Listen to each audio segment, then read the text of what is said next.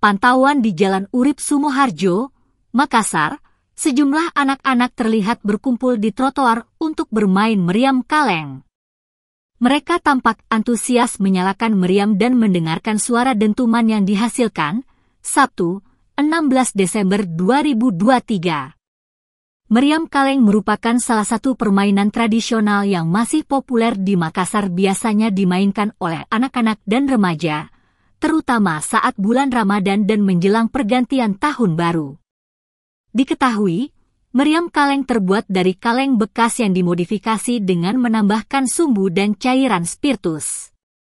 Cara memainkannya cukup mudah, yaitu dengan menyalakan sumbu dan menunggu hingga cairan spiritus terbakar. Suara dentuman yang dihasilkan akan semakin keras jika jumlah cairan spiritus yang digunakan semakin banyak.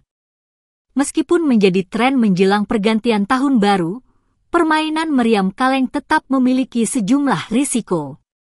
Salah satunya adalah risiko terjadinya kebakaran jika meriam tidak digunakan dengan hati-hati.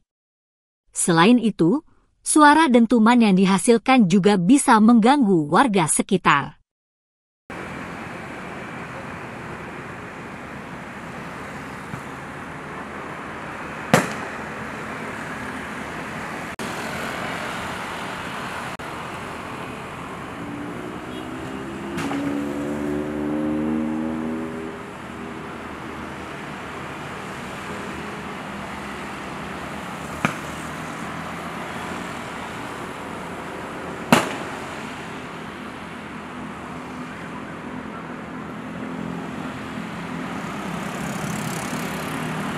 Download Tribun X sekarang, menghadirkan lokal menjadi Indonesia.